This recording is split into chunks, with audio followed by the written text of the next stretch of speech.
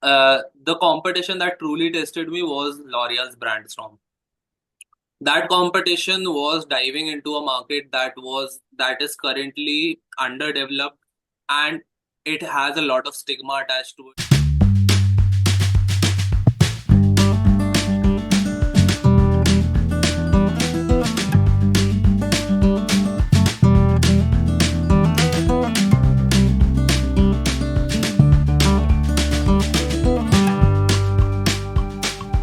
Hi, viewers. Welcome to Inside the MBA, the podcast that takes you to behind the scenes of B school life, from late night studies to high stakes boardrooms. I am Arpan Agrawal from Skilled Sapiens, and today we are diving into the world of case competitions with someone who has absolutely nailed them. Meet Pranjal Baronia, a PGDM student from IMI New Delhi, a strategist leader, and a serial case competition winner with accolades from Accelerate, IIMs, IITs, Schindler Electric, and more. Today, we explore what life inside an MBA looks like when you're choosing excellence one case at a time. So, hi Pranjal, how are you? Hi Arpan, I'm good. I'm good. What about you? How I am is also everything? doing great. It feels so surreal to be with you. We have been trying our level best to bring you, but because of your tough schedule from Royal Enfield, we weren't able to make it. But thankfully, we caught your time. Yeah, thank you for contacting me. Like I was occupied with my Royal Enfield stuff, but now I have some time, so I said why not? Pranjal, let's start from the beginning. So, why did you opt for MBA for the first place? What was the thought behind that? So, like, I have completed my engineering and I was working in the Merchant Navy with Anglo Eastern. And that's when I decided that this shipping life is not for me. So, I shifted my career path towards marketing. And while working as an influencer marketer, I was able to figure out stuff, but I realized I had a lot to learn. So, that's when I thought that MBA would aid me with my marketing. And that's why I decided that I should be doing an MBA course. Great start. So, while doing an MBA, what was the biggest myth about MBA life that you encountered? So the biggest myth about MBA life I encountered was it's a 2 year course and you are going to like be occupied so much in everything that you won't get time for anything other than the academics. But with better time management and getting a good company, a good group, you are able to make time for other stuff. So basically, having a packed schedule, still making it to so many case competitions and so many extracurriculars. So can you walk us through what a typical day at IMI looks like while you're juggling classes, CV building, while preparing for case competitions, and just going for all the extracurriculars that you go? So what a typical day looks like at IMI? So typically, it doesn't start in the morning. It has already started at night. You sleep at 4 a.m. and you wake up with your alarm, realizing that you are already late for your first class. And you just wake up and you rush to the class and hoping that professor didn't lock the door. You reach class and that's when like you get into that lecture side of things, and while your mind is occupied with other things, that the competition dates are due and there is an interview that is lined up and there are a lot of things that happen. So typically it starts with the classes, then you get occupied with other group projects, case competitions, or some interview, and then it just keeps going on. And by the time you realize you have to sleep, it's already 4 a.m. So I believe it's a very tough schedule that happens at IMI, and this is something that happens every day.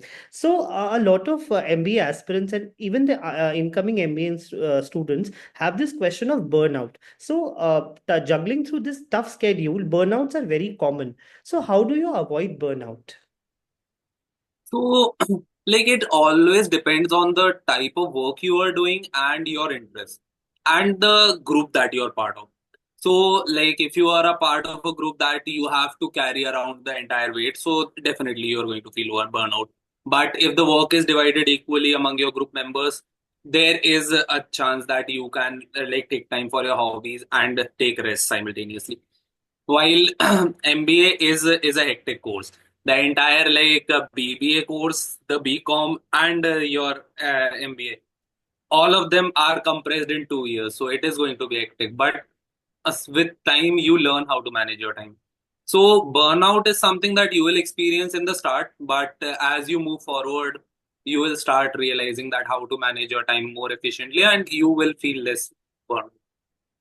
That's a great answer, Pranjal. Thank you for sharing this. So, in MBA, you are supposed to be productive at almost all the times. When it comes to classes, when it comes to presentations, when it comes to case competitions or the surprise quizzes, which you have. So, how do you stay productive while not losing your calm? So I would say that you don't necessarily have to be productive. You need to know about what you are doing. Let's say I am a marketing student. So it's not just the academics. It's about what's going on in the world, how are companies executing their marketing campaigns, and once you are aware what corporate is doing, what other companies are doing, what's happening around you, so you are able to relate to it a lot during classes. So I think that concentrating in class and being aware of what's going on around you, you are capable enough to manage everything. So productivity comes into play when you have a lot of things on your plate. But Right, if there are a few things that then you don't have to be at your 100%, 80%, 60% works. right, right. So let me invite the elephant in the room. The reason why we are inviting you for the podcast, the case competition. So you have conquered over, let me get the figure right, 19 case competitions, and Yeah. many of them nationally. So let's go back. What was the first one like that made you feel okay? Let me do this. Yeah, so the first case competition that I ever appeared was Samsung, which I did not qualify. Obviously, I was very new to the case competition world. I poured my heart and soul into it, but I didn't qualify. And that's when most people give up that they poured their heart and soul and didn't qualify. This is not for me, and they'll just move on to other things. But I realized that I need to put more efforts into it. And then finally, in October, I appeared in XLRI Strategic on Case competition. That was a consulting case competition, and that was the case competition that I won. It was a lot of effort. People think that the first case competition that I appeared to, I won, but that's not the case. I have appeared for 10 to 20 case competitions before winning my first one. So anyone who wants to appear for case competition, I would suggest that they should not just give up. If you don't qualify your first, maybe the second, maybe the third. Mine was the 20th one that I qualified. So it takes a lot of effort. It does take a lot of effort and time and patience for sure. Yeah. So, walk us through the anatomy of a great case competition. Like, what goes on behind the scenes when you're gearing up for, say, let's a national award at Exhilarite. So behind the case competition, the building the case part. I would say that while it's a strategy case competition, there most of the time it's just drama. That you are fighting over a solution, that your teammate is pitching something, you are pitching something, and then finally arriving at a solution. Then dividing the work according to each person's expertise. And most of the times you will realize that there isn't a person who has a specialty. Let's say in my first team, we did not have anyone who was specializing in finance. So we have to figure that out. Ki how are we going to manage the finances? So there are multiple things that you need to take care of why behind the scenes. It might look very structured while from an outsider's perspective, but inside it's pure chaos. You are struggling with everything. You don't know what to do, where to start. And once you take the first step, first step, when you start building a presentation, you make the first slide, and that's when you start seeing things more clearly. So I would if someone were to ask me that what to do, I would just say just dive into it. Don't be worried that how am I going to manage it. Just do it, and it will start making sense at the end. Right, right, right. So you mentioned about the team, and then you mentioned about the chaos that occurs at the back end in terms of team. So many of the students who are appearing from case competitions often feel back when they are about to select their teammates. So how do you build the dream team? So what do you look in for your teammates? So while like in your college, most of the competitions don't allow outside your college team. So in your college, you know people. While you come to an MBA college for networking. So when you build your network, you realize that some people are experts in their fields. So you approach them, you talk to them, you pitch your case competition, you pitch your team, and then slowly you build a team. And it doesn't necessarily mean that you will synergize with them. So it takes a multiple lot of permutation combination when you find a perfect team that you can synergize with. My first team that I participated in case competitions with, it didn't work out for me. So then people changed, and then I have a team that like I have a perfect synergy with, and we are able to manage tasks without even like right now. If you were to ask my teammates to get on a case competition, we would just share the case, and we would know what each person is doing. So that's synergy. And this synergy takes a lot of time. Like you cannot just say Yeah. that one case competition and you build that dream team. Yeah, and I would suggest that if you're building a team, don't think that my friends should be on my team. Sometimes it doesn't work out with your friends, and you have to like have the courage to tell them to your face, because friendship is there, but competitions are something else. So you can't just mix friendship and competitions if it's not working out for you. So in your current team, what's your special, like what is your role and what are your teammates' role? So my current role is with research, marketing, and operations. These are the three areas that I am handling. And while my other teammates, one of them specializes in finance, other is entirely creative individual. So she is able to like decorate the slides, how they make them more presentable, and her main expertise is with how she presents. She is able to capture the room, and she is able to like convey the message. So, like, if you are building a team, one thing that is non-negotiable is a person who is excellent at presenting. Okay, so presentation skills with the analytical skills, logical skills, and well research, a person who is very good with research is something that is a very important prerequisite for a Yeah. case competition. So when it comes to case competition, something that give just chills to everybody because people believe that case competitions are tough and they are really tough for that matter, and they're only meant for people with very bright mind and they're people who think very differently, very logically. So, as for a naive person or as for an incoming MBA student who has just entered MBA college and is looking forward to nail some case competitions, how should he or she approach? Like, how should he build his resume or his skills in such a way that he's not that bad case competition? Yeah. So personally, if you want to like grow and learn how to solve cases, th- I would say it starts with the class. We have case analysis classes. See how everyone approaches the case, and you will learn a lot. That there is not just one approach to a case. If I am given a case, there are multiple sides to it. Being a marketing person, I would see it as a marketing problem. If you present it to a finance person, he is firstly going to deep dive into financials. So there are multiple ways to approach a case, and there are multiple solutions. The end thing that it boils down to towards, if we talk about the solutions, is the feasibility. So in order to like grow and learn how to approach these problems, firstly be aware of what's going on in the world.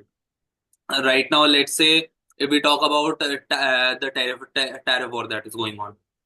Right. So if a problem that is given in the current scenario, the tariff war is going to affect it. So if you take that into account, and let's say AI is currently every company is taking part in AI race. So if you are given a problem that has something that can inculcate AI into it, try that. So what's currently going on in the market and the context of the case, That's something that you need to be aware of, and you need to be aware of everything that is going on. And finally, with the academics, the how, like, let's say we are talking about people in your classes, and you see that these people are good in these certain areas, so you can talk to them, learn about their perspective, and how you are going to, like, grow with them. What can you learn? So, any specific skills that people should inculcate before they venture into case competitions? So firstly, I think anyone who is trying to approach case competition, I would suggest work on your research skills. Once you have the numbers, once you know what's going on, once you know the industry, you are able to analyze the case much better. So research is something that you need to be good at. So, you have been placed in events hosted by IIM Raipur, IFT, ITBHU, even Schindler Electric. So, any competition that you feel truly tested you? So the competition that truly tested me was L'Oreal's Brandstorm. That competition was diving into a market that is currently underdeveloped, and it has a lot of stigma attached to it and a lot of problems with it. And the market that I'm talking about is men's skincare. So L'Oreal wanted to enter that market, and they gave us a case problem for it. And the research material on that case was really sparse. We had only 2 to 3 research articles, and those were 150 200 pages long. You can't go through them within 10 to 20 days. So you have to skim through that material, you have to learn about it, and you have to make the best what you can find. So the approach for that case was very difficult to decide, and it took us 12 days in order to finally decide on an idea what which we were moving forward with. So that was a case competition that was, like, truly difficult, if I would say. Right, that was great to hear.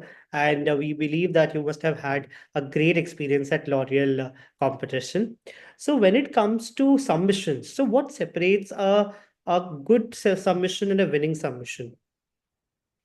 So if we talk about a final submission, the presentability of slide, if we say. So this was the advice that was given to me by a judge at Best Manager, that generally, if you look at a presentation, you either go from top to bottom or you go from left to right. So your slide should have a visual layout that shows where the eyes should move. If you have something here, then goes to the other corner, then come back to this corner, that is not a presentable slide. So if we talk about submission, you need to learn, you need to see how human brain processes this information, and that's how you, like, make your presentation deck. So there should be, like, guiding elements that guides the user that this is the format that this presentation is, and that's how you should approach it. That's how you should read it. So basically, making the presentation as per human psyche, how would they Hmm. understand and understand the content that is given in the presentation slide is very important as per you. Yeah, yeah. So, what would you say that the case competition have truly like taught you apart from that, what is there in the classroom classes? So with case competitions, that have taught me that throughout our academics life, we had been taught that there is one correct solution. And with these case competitions, while you have your own solution and you think that the solution that you are presenting is best, but if you are open to other people's opinion, if you are open to other perspectives, you learn that multiple people approach the problem with multiple directions, and they come up with very different solutions. And this is what I learned while appearing for these case competition, that there is no one correct solution. If you have a solution, you can justify it, it's feasible, then it's the right solution. There can be 5 different right solutions, and the judges have to pick the best one. It can be yours, it can be someone else's, but there is no one correct answer. Right.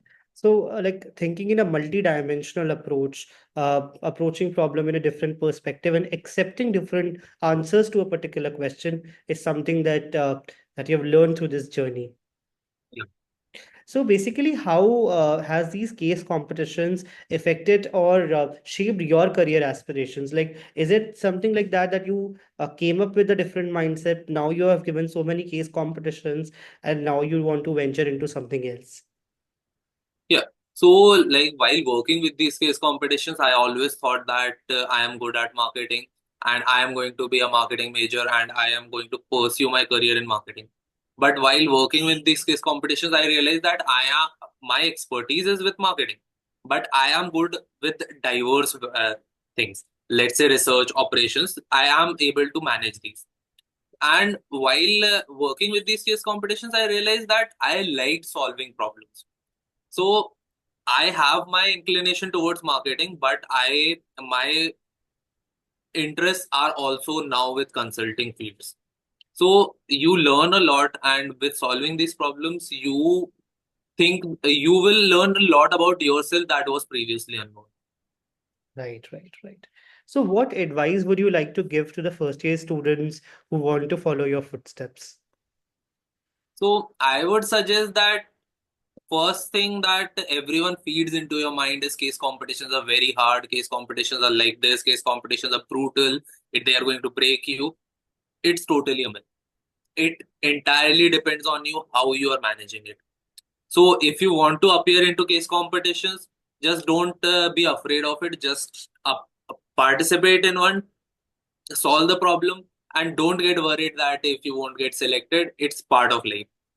There are times that you are going to win. There are times that you are going to lose. But every time you will learn something new. So apart from the all the hard work that you put, so one last funny question from this segment. So what's your pre-pitch ritual? Like any kind of lucky suit, lucky socks, or Yeah, anything so that that's a funny. Yeah, that so that's a funny story. Yeah, so with my XLRI case competition, we were appearing. I was like not at all prepared for presentation. This was my first competition that I was going to present, and I was dead afraid. And like my teammates were there, and they walked me through it. We took a lot of dry runs, and then we were finally prepared for it. And after presenting, we all decided that while the results are being announced, we should go out for a juice or something. And we found a juice shop and we ordered some mixed fruit juice that tasted very weird. And we were like, this is not how juice is supposed to be. And we like started ranting about it. And then when we came back, the results were being announced. And we came first in that. And that's how that juice, to a juice shop became a ritual. So every time we presented, we went to that juice shop that this is our lucky charm. So yeah, right? That's great. Like sometimes it happens in our psychology, and actually this works. Sometimes this yeah. works. So Yeah, so all like right. it gets you into a positive mindset. Yes, yes, yes, yes. So there's this short segment that we call as a fun segment we call as myth or reality. So I'll throw a statement Okay. at you, and you just tell me whether it's a myth or a reality, and give us one Okay. liner why. Okay. So the first Okay. statement is MBA students live on coffee and 3 hours of sleep. Yeah, agreed. I have been living on 3 hours of sleep. I don't remember the time that I got a full 8 hour sleep. So coffee is that something that keeps you going. Like it's running in my blood. Case competitions are only for students with consulting backgrounds. Not at all. It's a myth. I would say I don't have a consulting background. I'm an engineer, but I am able to make it through. So consulting is something that will help you, but it is not a necessary condition. Right. So group projects are smooth and everyone pulls their weight. Ah, that's a fun thing. Group projects appear to be smooth. There is one person pulling all the weight, and there are other people who are just there cheering that you can do it, and you just like pull somehow make it through. With a lot of freeloaders in the group Yeah, project. most of the times. B school networking means just adding people on LinkedIn. Not at all. Like most of my networking is on the chai ki tapri. Every time we go out, we rant about something, we discuss business, and this is something that everyone has done. एक दिन में कितना बना लेते हैं भैया? So, winning a case competition is more about confidence rather than content. Hmm. So, is it a myth or a Can reality? you repeat? Can you repeat? Sure. Winning a case competition is more about confidence and less about content. More about confidence, less about content. I would say it's not true. It's about confidence plays a role, but if your content isn't good, no amount of confidence is going to make you win the competition. And our last statement, every MBA student secretly wants to be a consultant. Is it Yeah, a myth or that a is myth? something that I have also felt, that it's not a reality and not a myth. It's like every MBA student is given cases, and like everyone solves a different problem, and some of them realize that yes, consulting is for them, and they are acting consultants while solving the case. So consulting is something that is fitted into you, but you specialize in something and then you pursue it. And if you don't have a specialization, you are good across fields, then consulting is for you. Right. Pranjal, this has been absolutely incredible. You have shown us the case competitions are not just it's not just about the PowerPoint presentations, it's about leadership, it's about collaboration, and it's about vision. To everyone listening, whether you're preparing for case competitions or just curious about MBA life, you have seen what's possible when you mix ambition with action. Thank you for tuning in with Pranjal. Keep learning, keep cracking, and most importantly, keep asking questions. This is it with this podcast. Thank you so much, Pranjal, for attending this podcast. Thank you for having me as a guest.